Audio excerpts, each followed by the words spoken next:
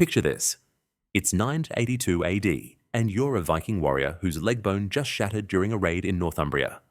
The jagged ends are protruding through your skin. Your crewmates carry you back to the longship, and within the hour, the ship's healer will pull those bone fragments back into alignment, reset your femur, and bind it tight. All without a single painkiller, and you won't make a sound. Impossible. Modern emergency rooms report that 95% of patients scream during closed fracture reductions, even with morphine and sedation. The pain of bone grinding against bone while being manipulated back into position is considered one of the most excruciating experiences in medicine. Yet archaeological evidence from Viking burial sites across Scandinavia reveals something shocking. Over 60% of recovered skeletons show perfectly healed complex fractures with bone alignment so precise it matches modern orthopedic standards. These weren't simple breaks. We're talking compound fractures, shattered joints, and crushed vertebrae that healed cleanly enough for warriors to return to combat. The temperature in those long ships often dropped below freezing. No sterile environment, no anesthesia, no x-rays. Just cold iron, leather straps, and an iron will. Stay till the end to discover the one psychoactive ritual that could revolutionize everything we know about the mind's control over physical pain. According to a 2023 study published in the Scandinavian Journal of Archaeological Science, researchers at the University of Oslo made a breakthrough that fundamentally altered our understanding of Viking pain tolerance.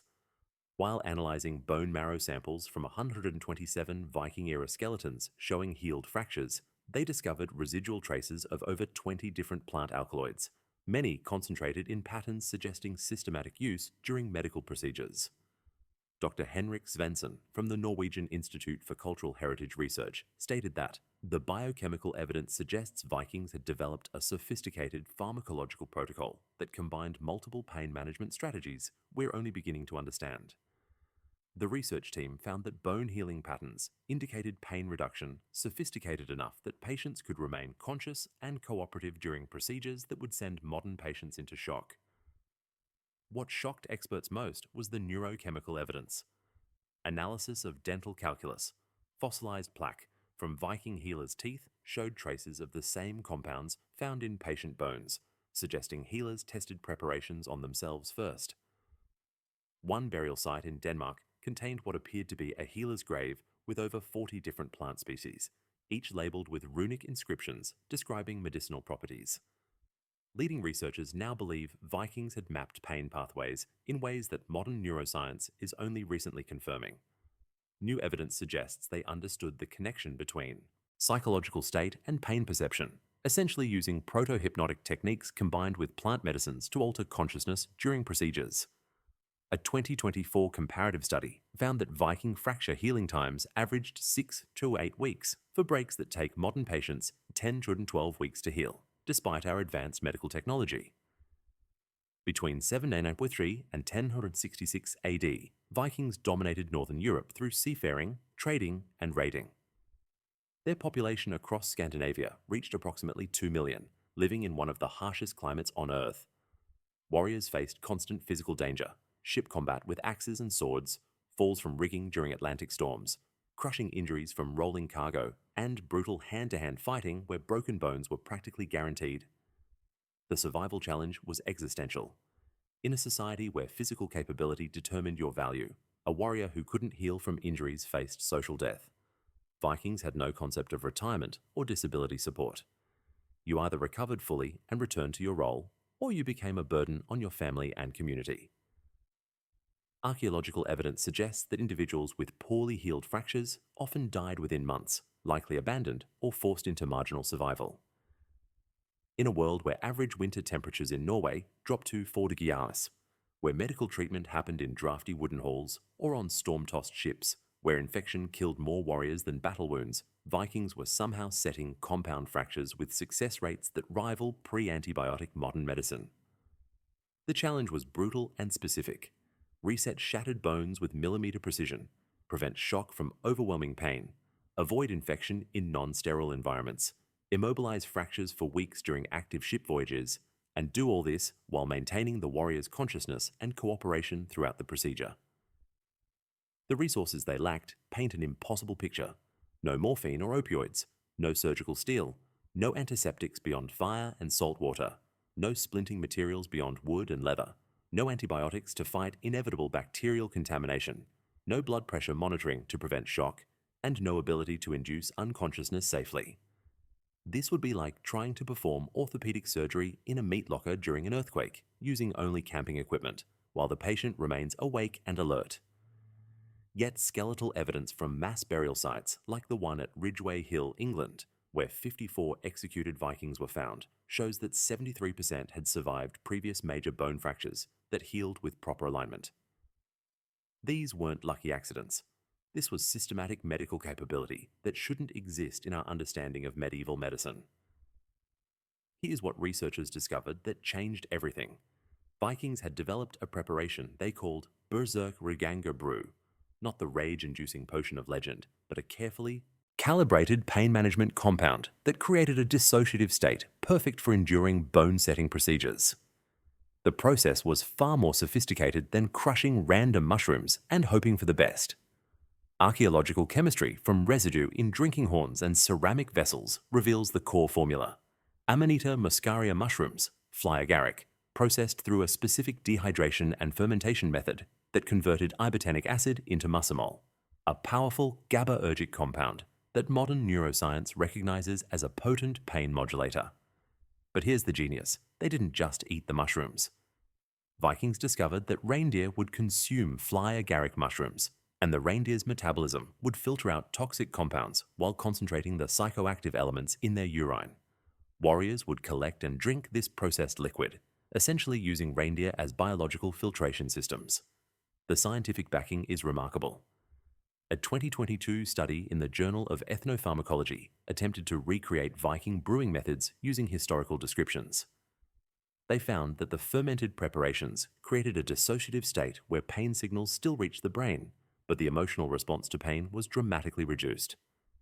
Test subjects reported feeling aware of sensations, but unconcerned by them, exactly the state needed for conscious cooperation during bone setting. Modern efficiency comparisons are staggering. The Viking preparation achieved approximately 65% reduction in pain distress without loss of consciousness, comparable to modern ketamine protocols used in emergency medicine for fracture reductions. That's extraordinary for a preparation developed through empirical observation over centuries. But the delivery method showed even deeper understanding. They combined the mushroom preparation with mead heavily infused with meadowsweet, a plant containing salicylic acid, the active compound in aspirin. The alcohol in mead accelerated absorption, while the salicylic acid provided anti-inflammatory effects that reduced tissue swelling around fracture sites.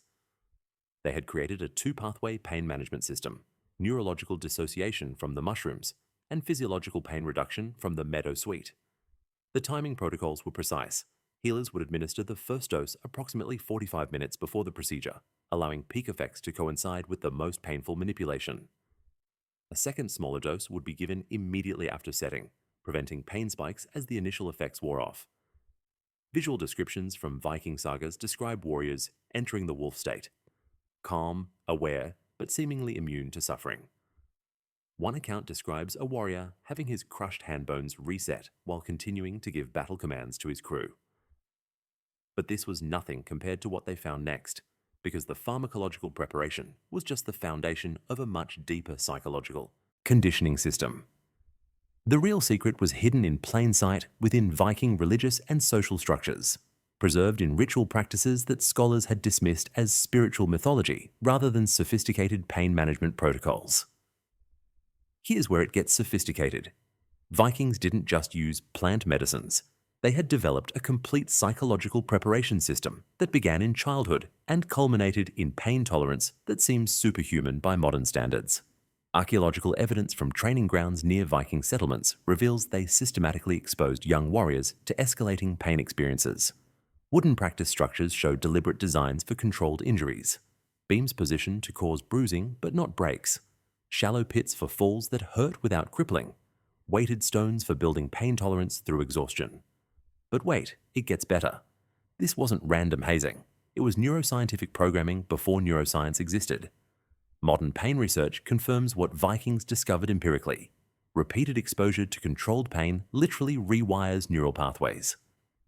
A 2023 study at Stanford's Pain Management Center found that individuals who undergo systematic pain exposure training show 40–60% reduced activation in the anterior cingulate cortex, the brain region responsible for the emotional suffering component of pain when experiencing acute injuries. Vikings were essentially hacking their warriors' nervous systems through deliberate training. The psychological conditioning worked on multiple levels. Level 1, pain familiarization. Boys as young as 7 participated in endurance rituals, winter swimming in near-freezing fjords, barefoot running over rocky terrain, and prolonged exposure to cold trained their nervous systems to interpret extreme discomfort as normal rather than threatening. Level 2, social conditioning. Viking culture glorified stoic pain tolerance. Sagas repeatedly praised warriors who showed no reaction to injuries. This social pressure created powerful psychological incentives to control pain responses. Modern psychology calls this cognitive reframing. Vikings called it honor. Level 3, religious framework. The connection to Odin and the concept of fate gave Vikings a philosophical framework for accepting suffering. They believed showing pain response was an insult to the gods who ordained their destiny. This spiritual dimension provided meaning to suffering, which modern pain psychology recognizes as one of the most powerful pain reduction tools available. Level 4, ritual hypnotic states. Before medical procedures, healers would lead warriors through what we'd now recognize as guided meditation. They would chant specific rhythmic patterns while having the warrior focus on breath control and visualization of honored ancestors. These were essentially hypnotic inductions that further separated conscious awareness from pain signals. This challenges everything we thought we knew about medieval pain management. The sophistication rivals modern military training programs that prepare special forces operators for torture resistance. The integration is mind-blowing. Recent analysis of Viking runestones by linguists at Uppsala University identified recurring phrases associated with healing rituals. The runic inscriptions describe specific breathing patterns, breath of the bear, visualization techniques, seeing through Odin's eye, and mental mantras that match techniques modern pain psychologists teach to chronic pain patients. But here's the part that shocked even the experts. They had developed different protocols for different personality types. Viking texts distinguish between warrior healers and seers, suggesting they recognized that different individuals respond better to different psychological approaches. Modern pain management only recently discovered that pain tolerance strategies must be personalized to individual psychological profiles.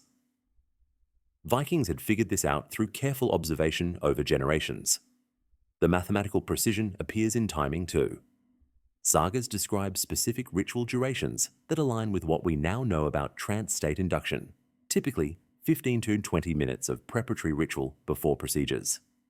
The most incredible part that no one saw coming was the complete integration of physical, chemical, psychological, and social systems working in perfect coordination during bone-setting procedures. This wasn't just medicine. It was orchestrated human performance engineering on a level that wouldn't be matched until modern special operations training programs. Here's what that integrated system looked like during an actual procedure. The social structure. Bone setting wasn't done in isolation. Archaeological evidence and saga descriptions reveal procedures happened in communal spaces with specific audience members present. Close combat brothers, family members, and respected elders would form a circle around the patient.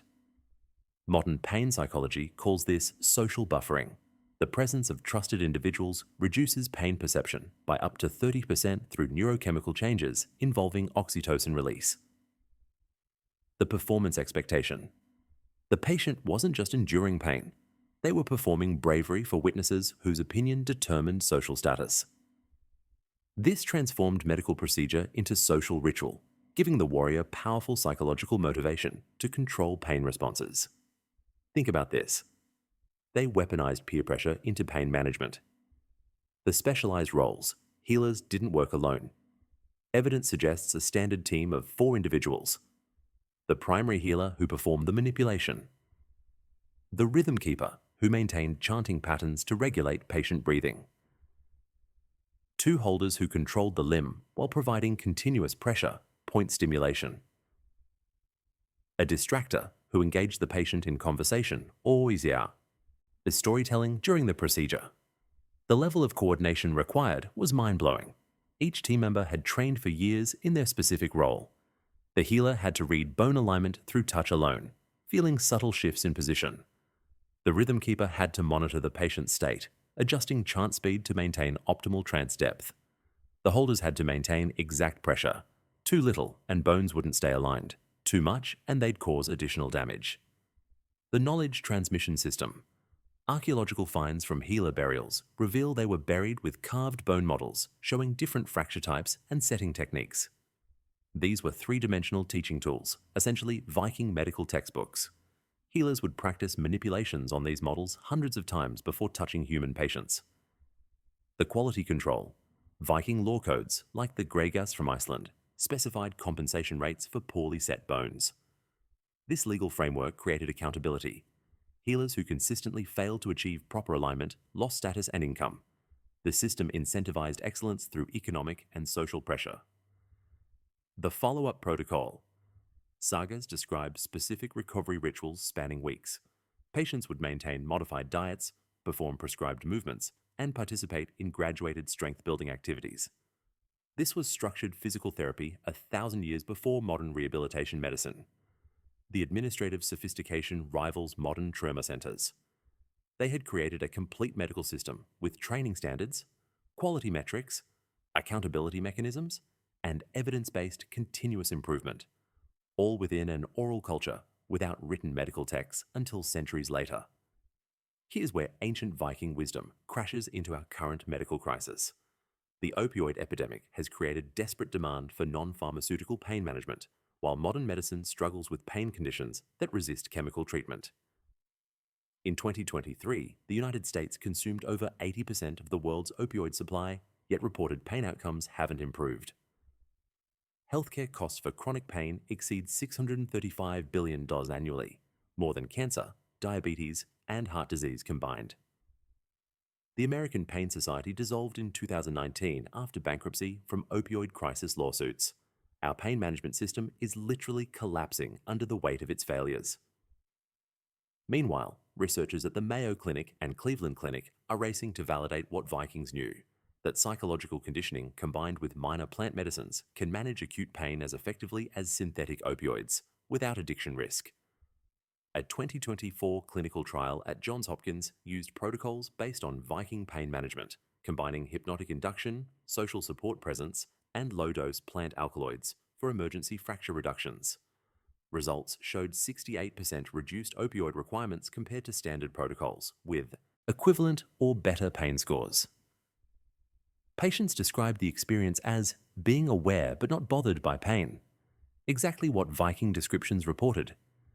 This could save billions of dollars and countless lives, but modern medicine resists because these approaches require time, training, and human connection that industrial healthcare systems are designed to eliminate. The 2022 Uvalde school shooting exposed how modern emergency response fails under pressure. Trained professionals froze when they should have acted. Viking training methods, which embedded courage and pain tolerance as automatic responses through years of conditioning, offer frameworks for building genuine resilience rather than fragile specialists who crack under stress. Current examples of our failure are everywhere. Veterans returning from Iraq and Afghanistan face opioid addiction, rates 3 times higher than civilian populations. Emergency rooms are so overwhelmed that patients wait hours in agony for pain relief. The 2021 shortage of injectable opioids forced hospitals to ration pain medication for surgical patients.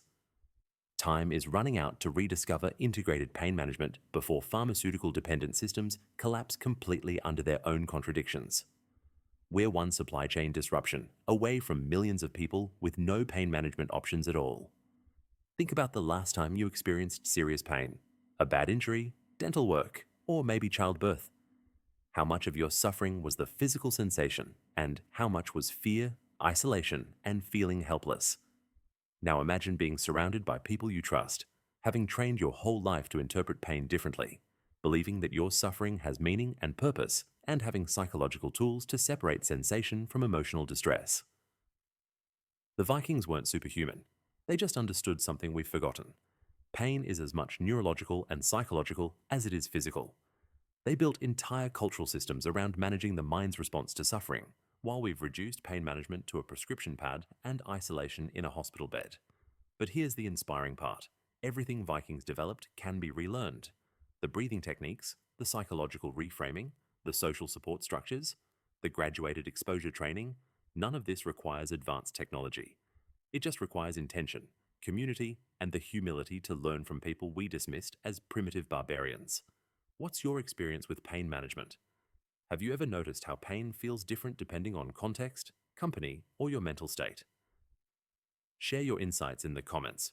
Your experience might help someone else. If this changed how you think about pain and resilience, subscribe for more explorations of lost knowledge. In our next video, we'll explore how Spartan warriors trained their minds to ignore wounds that would incapacitate modern soldiers. The past isn't brutal. Sometimes it's the blueprint for becoming stronger than we imagined possible.